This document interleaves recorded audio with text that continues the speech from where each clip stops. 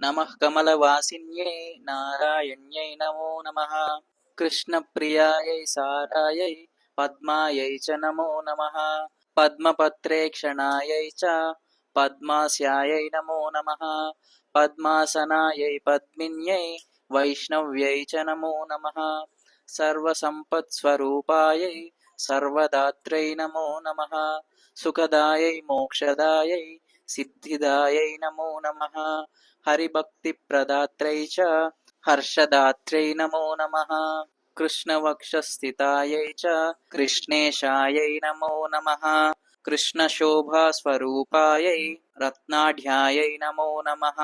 सम्पत्यधिष्ठातृदेव्यै महादेव्यै नमो नमः। सस्याधिष्ठातृदेव्यै च सस्यलक्ष्म्यै नमो नमः। नमो बुद्धिस्वरूपायै बुद्धिदायै नमो नमः। वैकुण्ठे च महालक्ष्मी लक्ष्मीः क्षीरोदसागरे। स्वर्गलक्ष्मीरिन्द्रगेहे राजलक्ष्मीर्नुपालये। गृहलक्ष्मीश्च गृहिणां गेहे च गृहदेवता। सुरभिः सा गवां माता दक्षिणा यज्ञकामिनी। अदितिर्देवमाता त्वं कमला कमलालये। स्वाहा त्वं च हविर्दाने कव्यदाने स्वदा स्मृता। त्वं हि विष्णुस्वरूपा च सर्वाधारा वसुन्धरा।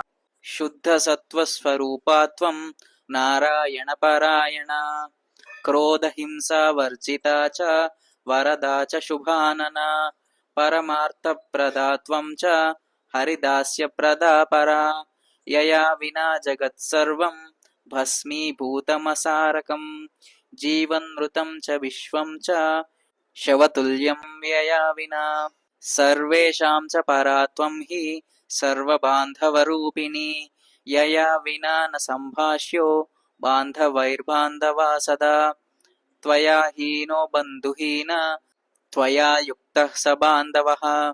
धर्मार्थकाममोक्षाणां त्वं च कारणरूपिणी। स्तनं दयानां त्वं माता शिशूनां शैशवे यथा। तथा त्वं सर्वदा माता सर्वेषां सर्वविश्वतः। त्यक्तस्तनो मातृहीनः स चेज्जीवति दैवतः। त्वया हीनो जनः कोऽपि न जीवत्येव निश्चितम्।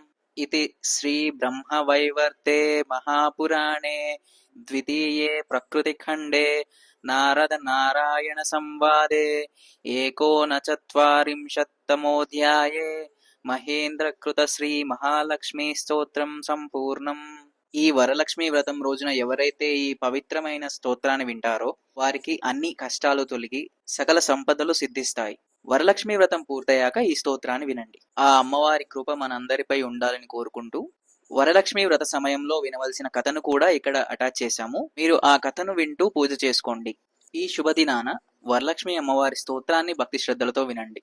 అమ్మవారి అనుగ్రహంతో మీ ఇంట ఆయురారోగ్యాలు అష్టైశ్వర్యాలు సుఖ సంతోషాలు నిండాలని కోరుకుంటూ ఈ స్తోత్రాన్ని సమర్పిస్తున్నాము। ఈ స్తోత్రాన్ని వీలైనంత మందికి షేర్ చేయండి। మరియు మరెన్నో ఇలాంటి భక్తిపరమైన సమాచారాల కోసం మా ఛానల్ ని సబ్స్క్రైబ్ చేసుకోండి।